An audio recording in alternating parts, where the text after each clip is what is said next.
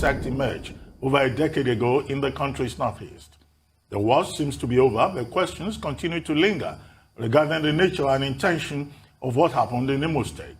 Were those attacks really a manifestation of the long-running separatist agenda being championed by the proscribed indigenous people of Biafra, IPOB? Were those attacks the handiwork of fifth columnists from outside of the Southeast with some kind of sinister political motive?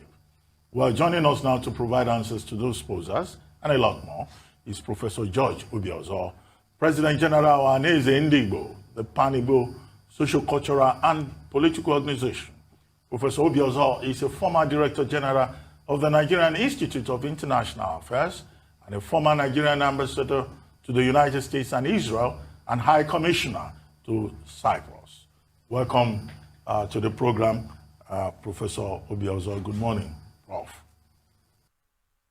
Thank you very much. I'm so glad to be here. Well, Prof, it's a pleasure seeing you, and let's use this opportunity to congratulate you on your emergence as President General of the Ohaneze Ndigbo. Since you assumed that position, this is the first time you will be on the morning show. So it's good to be talking to President George Obiozor of the Ohaneze Ndigbo. Good morning. Thank you very, very much. I'm so glad. And I thank you for your support and congratulations. Yes. Definitely, I'm here in Abuja to thank Igbos in Abuja and the 19 northern states for their support for my election as President General of Igbo. I am also very delighted to thank you and many of my friends across the country for the support. As you know, Igbo is the apex organization of Igbo culturally, and our objective is for peace, stability, and peace, and peaceful coexistence in the country. My first statement has a summary of everything we believe in concerning Nigeria, that Igbos are not at war with Nigeria or has any instrument of any kind anywhere seeking a separate existence from Nigeria. Under that condition, I would also like to know the fact that until recently, actually about a few weeks ago, Southeast has been the most peaceful section of Nigeria, of all the 6 zones. So one is completely shocked and surprised at the same time as to all of a sudden some elements, as you yourself suspected, either fifth columnists from anywhere or internal, want to turn the Southeast into an insecure environment for both the people and the country.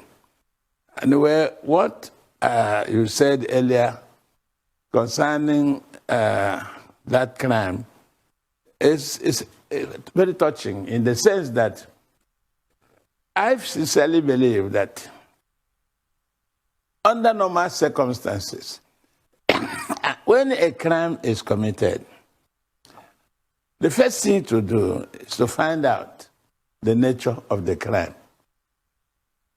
The nature of the crime will lead you to the kind of suspects you may have, and those suspects, you begin to eliminate them based on capacity, strategic capacity to commit such crimes. I think that is where we should go to search for what is happening or what happened in Southeast. And concerning your mention about political motive, indeed, you know, one of our late academicians, one of our best and brightest, Professor Claude Ake, he said that Nigeria is over-politicized but under-governed. That statement he made several years ago still holds. The idea of politicization of everything in Nigeria, including the issue of insecurity and security, has been so politicized that sometimes it's very confusing to know who is the criminal, or which type of crime can any political motivation lead to. But the truth is that it is time for the country to reflect and begin what I consider as national healing. A lot of grievance across the country, and it's not good. A nation does not subject itself or allow itself to be subjected to permanent crisis. Today, the crisis in Nigeria has been reduced to a situation that can be described as a national question crisis, and is a very difficult problem to handle. We must be careful. Well, Prof, obviously you are not one of the secessionists who think that a Republic of Biafra should be carved out of Nigeria at this time. But I wanted to ask you about the security situation in the Southeast. And you were reported as having been at the table when the governors of the 5 states of the Southeast took the decision to establish a Bubiago, which has now been opposed by IPOP and members of the Eastern Security Network. How come, the governors and your good self did not consider carrying them along? Let me cut you short there. Definitely, I congratulate the Southeast governors and many people in Southeast support the governors for the establishment of a Bubiago, a Southeast security apparatus. Believe me, they have no competitor and they have no rival. As a matter of fact, you cannot compare them to an establishment by one organization, which is part of Southeast. The IPOP young men are our sons. We cannot deny them. If they are doing anything in the interest of Igbos, definitely they'll have our support. There's even no quarrel between them and the many people in Igboland, except there's a difference in method. You cannot, in a situation that concerns all Igbos, you act unilaterally with a method that can be harmful to others, even harmful to the cause we're all fighting for. Justice, equity, fairness. That is the issue.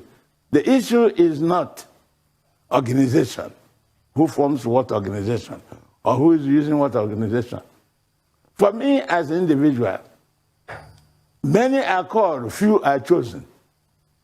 The Southeast government, it has the authority, the legitimacy, and indeed the overall responsibility to protect the interest, security, and well-being of all the people in the Southeast, including IPOP and the Eastern Security organization they have formed. So the whole idea is a matter of hierarchy of responsibility and hierarchy of authority. You can't compare part with a whole. So it is mischievous to compare the two. And it is misnomer. And yet, IPOP is making comparisons and issuing threats that anybody who joins the Bubiago is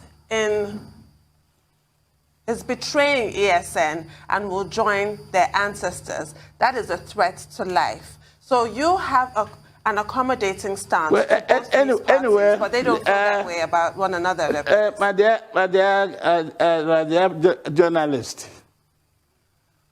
dear journalist, see, what I want to tell you, I'm not the spokesman of any of the groups.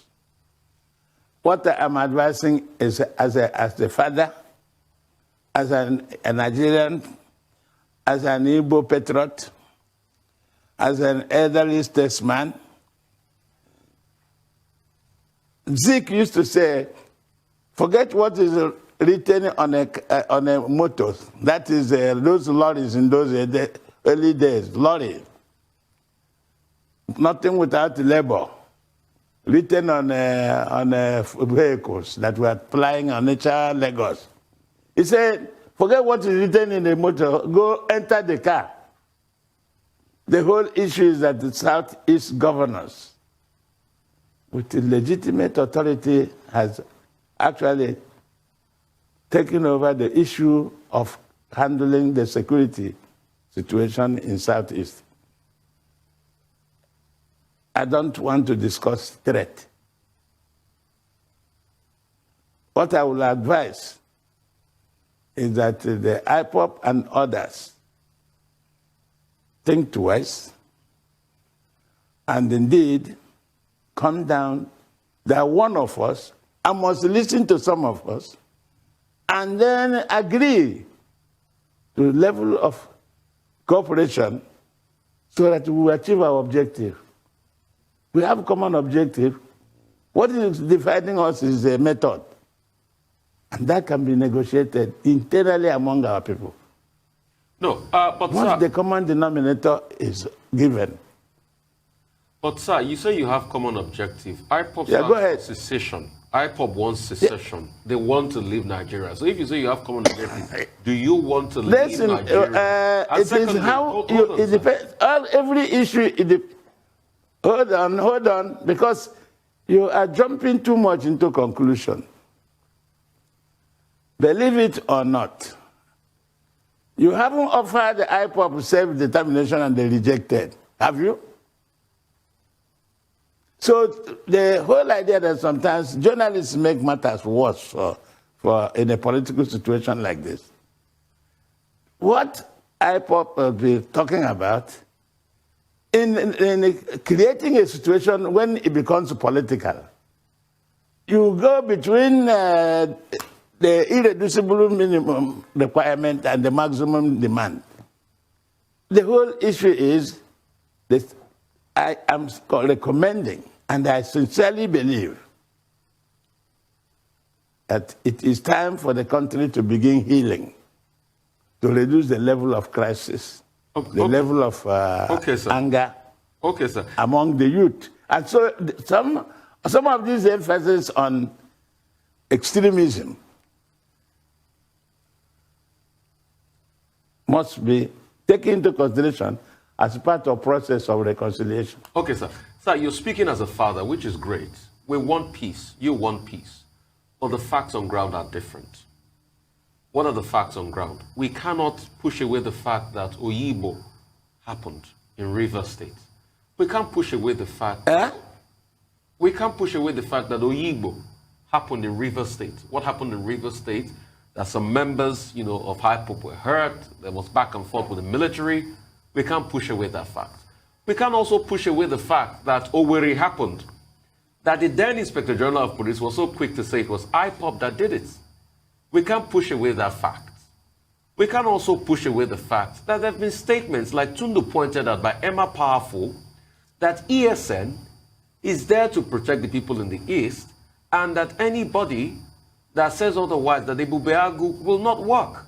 So these are the facts on ground. I know you want peace, but you keep saying you don't want to speak to these issues. Let me be frank with you before you go into this litany.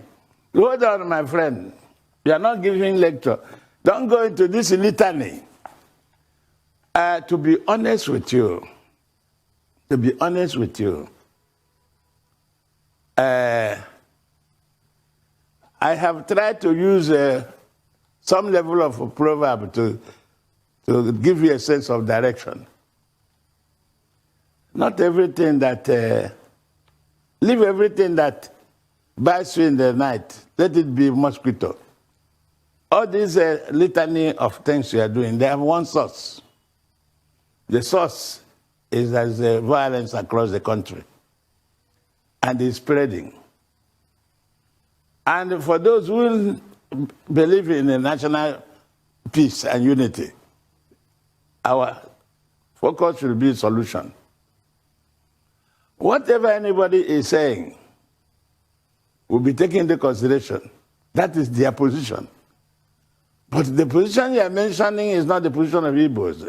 Or do you think that the statement the former Inspector General made is IPOP is a conclusion of how many hours of investigation? You yourself, I think you're an academician. A matter happens 24 hours before the Inspector General announces who did it. And did you hear from the IPOP people that they said they didn't do it? Did you hear that? In a Owerri thing, Owerri incident. So when you move into from one sin to another, that is what is causing emotional escalation of the conflict in the country. We have to sit down, reflect, and then look for solution. So I'm going to ask more pointedly, Because there's too much prejudice. I'm going to ask you more pointedly whether Ohaneze has the same beliefs as IPOP and whether you, Professor Obiozor, believe in Biafra.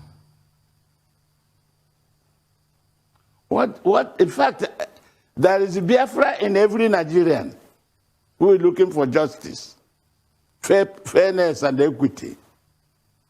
So whatever your interpretation may be, you ask yourself, what is the meaning?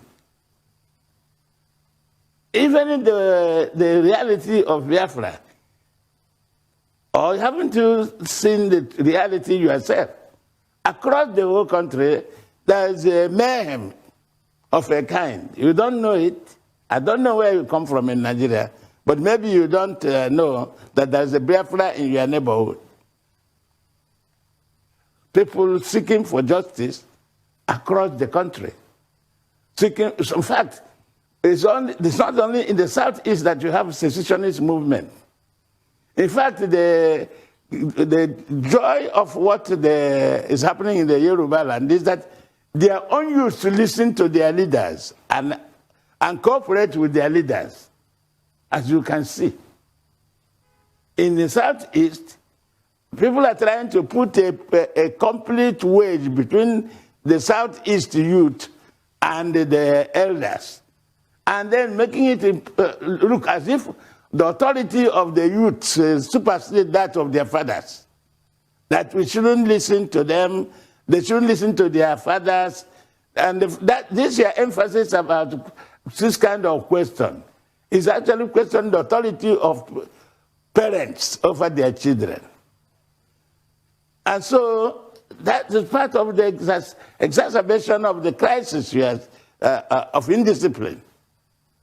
What I'm trying to let you know, and sincerely believe in it, is that whatever anybody is doing for the good of Igbos, that is welcome, provided the method meets the standard of civil behavior, the standard of nonviolence. You understand me? But all this question of which one is better to choose, you don't choose between life and death, do you? You are not God. The truth of the matter is that I congratulate the Southeast governors for Ibubago. They should go ahead and see how best to secure the Southeast and make it what it used to be, the most peaceful zone in Nigeria. That's what we want.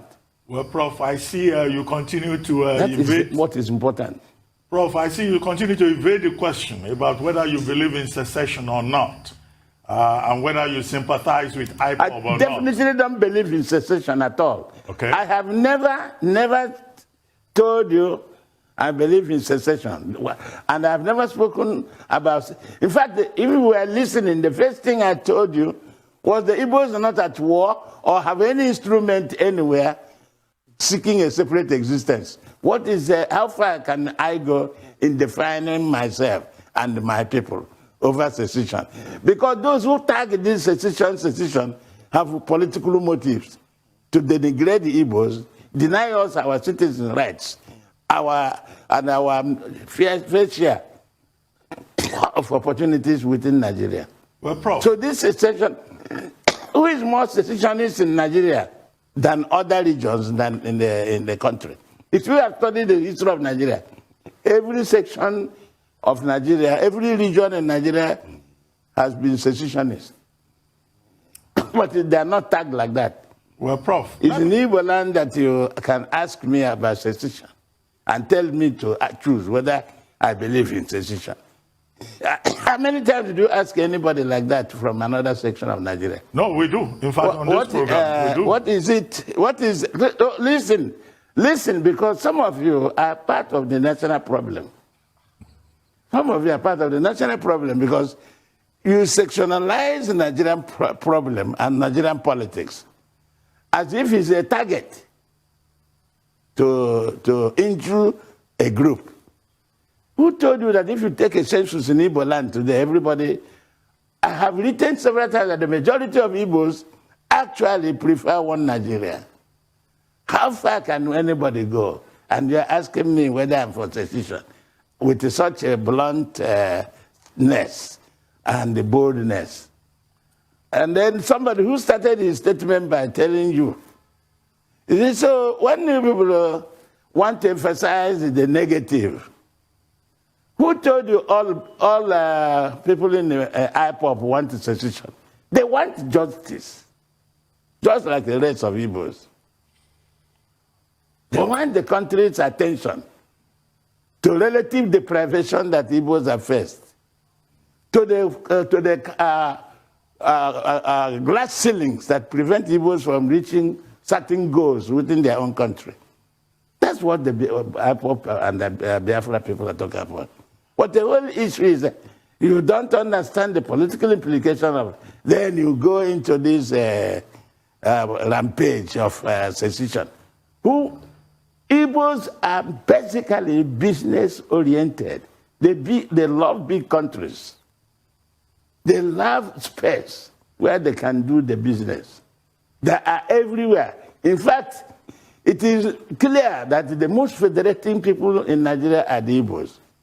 So why are you always trying to fix Igbos as secessionists and asking me such a bold question about whether I believe in secession? What kind of statement is that? Well, I would advise you not to ask any Igbo leader such a question again about secession. Prof, well, you were talking about... the young men here talking about, you talk to them. Well, Prof, you were talking about sectionalizing issues. Well, this one may sound sectional, but it's a topic that is out there in the front burner of public discourse. Igbo presidency. Under your watch, what is the agenda of the Ohanese in Igbo? Good. That is a good question. That is fantastic. We support the Igbo president with open arms. Even, in fact, it is the most important thing that will happen to Igbos. Finally, it is our turn by the grace of God. And we are going to work for it so hard. We will talk to other parts of Nigeria to give us a chance because it is right and is reasonable and is deserving and is timely. In fact, it is wonderful to consider it done by this time. So Igbo presidency is our agenda. As you talk to other parties, individuals and political parties, are there any names that you are fielding at the moment of possible presidential candidates? Yes, sir. You know, my dear girl, I must confess, we don't say such things on the television. I just want to say here now and guess names for political power. I think you don't understand the issue. Nobody should name anybody, even if you have any in mind. It is so premature to do so. In politics, my dear girl, tomorrow is eternity. So you have to handle it with care. So speaking of names, you've been able to point out the fact that yes, what Ohanese Ndigbo wants is Igbo presidency. It's not what IPOB wants. Yes. And what IPOB wants is because you used the phrase. Is what? earlier. Is that what? You said what IPOB wants is just attention seeking. They want people to. They are drawing the attention of the general public. And to I the didn't. injustice. Yeah, don't put words into my mouth. No, sir. But you Don't said. put words into my mouth Hang on a of minute, attention sir. seeking. They are seeking. They are not seeking attention. They are seeking to achieve concrete result in terms of fairness, equity, and peaceful coexistence based on justice. Okay. You see, It's still the same thing we said, sir. don't misinterpret other people's goals with your own goals. I don't have any goals. Don't here, give sir. other people. I don't have any goals here, sir. But Okay, just, don't give people assignment. I don't have any other So, assignment to give you. on the But real quickly, presidency, let's move to it because of constraint of time. In the spirit of naming, Yes. would Rotimi Amechi qualify to be an Igbo man for you to seek presidential office? This one we're having a conversation no of Igbo answer. presidency. No Chibuike comment. Amechi, No comment, I said. Go ask him, not me. okay. But Prof, Yeah, still on the my question brother, of ask him, not me. Ibubiago, which you support very much. Yeah. What is Yes, the plan? I support very What is the strongly. plan? We've just had the naming of that security outfit. We've not seen consequential action in terms of legal backing, in terms of legislation, in terms of structure. Do you know certain details that you would like to share with us in terms of what structure the 5 governors of the Southeast are proposing? To be honest with you, wait and see, is what I'll tell you.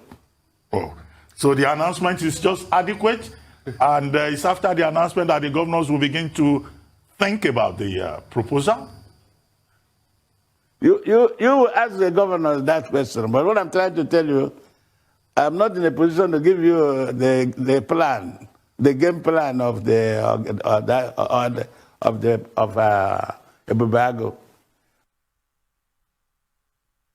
Just wait and see. Have some patience with them. It was just announced about a few weeks ago. Okay. So I just want to ask you, are Igbos outside of, what you might deem Igboland, part of the Igbo agenda, maybe those maybe across the Niger, are they part of this agenda? And secondly, since Ibubiago has come on board, now what happens to the ESN? You ask them too. See, I think I should answer questions for everybody. No. Those who from SN have their own objective, you ask them. Now that the state governors have an organization that is overacting, what would they do? Ask them yourself.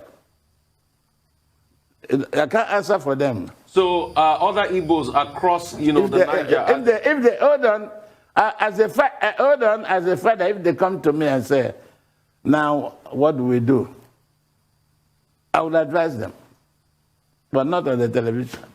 Yeah, but the question he raised, are Igbos outside Igboland, outside those 5 states, Igbos in Rivers, for example, do they qualify as Igbos? Are they regarded as part of the agenda, as part of the community, rather than outsiders in either Delta or Rivers? This seriousness about dividing Igbos. Igbos everywhere have the same destiny. They suffer the same fate. They have the same historical perspective. In fact, they have one thing uniting them, a sense of grief and history. So don't ask Igbo anywhere, even Igbos in America, Igbos in Australia. So take it from me, the destiny of Igbos is a collective destiny. Okay. What affects one Igbo affects another. Okay, so what you're saying to me... Just like at one level. At another level, Igbos and the rest of the Nigerians share Nigerian destiny. What affects one Nigerian affects another. So what you are talking about is levels of loyalty. Okay, so I just quickly want to ask this. You said it's the same collective fight for justice the IPOB too is after. So the IPOB will support an Igbo presidency, right? What? The IPOB too will support an Igbo presidency. IPOB will support an Igbo presidency. I would hope so, but ask them if we see them. I would hope so, but ask them if we see them. But you said it's the same fight. You said you have a collective effort. So that's why I'm asking you this. You said what you're fighting for, or Hanezi, and what IPOB is fighting for, is the same collective effort, to fight for injustice against the Igbos. So I'm asking you now. So IPOB will support an Igbo presidency? Definitely, I think so, but ask them if we see them. Okay. I would believe that, but ask them. Okay, Prof. I'm not their spokesman. They have plenty of spokesmen. Okay, Prof. You certainly believe in the idea of a united Nigeria that is established on the pillars of justice, equity, and fairness to everyone. Fantastic. You got me right now. Yes, but what are those specific... You got me right. Yes, that's exactly the truth. Yes, but what are those specific things that you think... What are those specific things that you think Nigeria needs to do to rescue the country from this current drift that everybody is complaining about? Is it restructuring? Is it federalism? What ideas do you have in that regard? It's simple. I've been speaking on the same topic for years, the same issue, because history has a way of developing a law of seriality. Nigerian problem has been diagnosed over and over, and the solutions also known. But there's no political will to solve them. In recent years, for example, 2014, there was national conference. And the national conference report, believe me, would have been a national landmark, a milestone to solve Nigeria's federal system problem, nationality question. The trouble is, most of the issues that came out of that conference were brought out through consensus. In the end, some people saw it as a threat to their own interest. And when a powerful group find something as a threat to their power base, they will scuttle it. No, people, in politics, what makes a nation stable is concession and complementarity. But then, our political elites resist them and prefer to be incoherent elites and govern with hostility of position and reciprocal suspicion. So they refuse to face the reality of national solution to problems. In other words, in all sincerity, is Nigerian federal system working? I want those of us who keep pleading about Nigerian federalism working to ask us a question. Where are the successful federations that were formed by all European countries in Africa? Nigeria is lucky to be the only one that survived as of now. But it must solve its own problem in order to maintain it. It must solve the problem. We should not shy away from the issue of a nation, of a balanced system. Balanced system.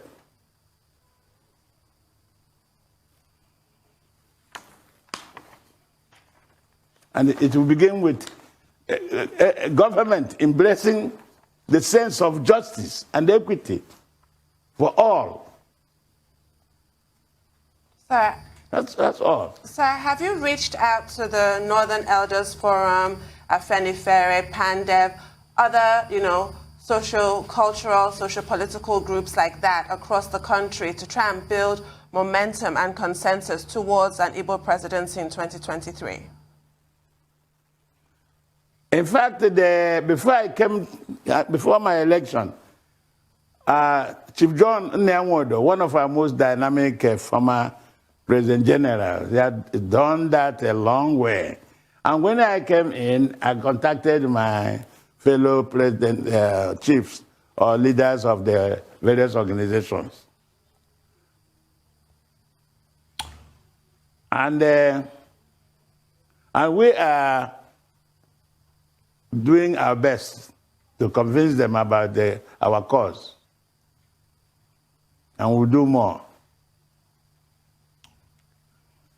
In this visit in Abuja here, I was able to visit Chief Ike Clark, who endorsed the idea of a president from Igboland very clearly. You must have read it in your paper recently. Yes, sir. Ike Clark.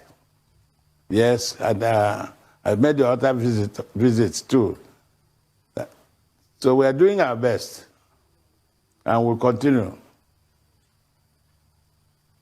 All right. Real quickly, I just want to know some of the things the Igbo people will want that will be looked at as justice has been done in Nigeria. So what are those things you feel will be done, even apart from the Igbo presidency, that justice will be done, that will make IPOB say we want to be part of one Nigeria, that the agitations will be over? What are those things? Can you just mention some of them, please, sir? Well, Prof, we have just about 2 minutes to go. Honestly speaking, what must be done in Nigeria to convince many Nigerians, not just IPOP or IOP, as you said. Listen, what is good for the geese is good for the gander. You understand? The whole issue is equal opportunity in this country and the equal right of citizenship. In fact, justice seemingly done or seen to be seemingly done across the country will change many people's mind. The problem of Nigeria can be solved either through structure or through leadership. Any of these two can solve Nigerian problem. But the specifics, sir, the specifics. We are not the first to have problem. Every country has a national problem. Well, we don't seem to have and more they decide time on how to solve it. Well, Prof, would like to thank you very much. One of our viewers sent a text message saying we should be talking about a Nigerian president of Igbo extraction rather than an Igbo president. And I think that that person has a point there. But we'd like to thank you very much and wish you well as you continue to lead the social cultural organization or Aneze Indigo. Thank you very much, Prof, for joining us.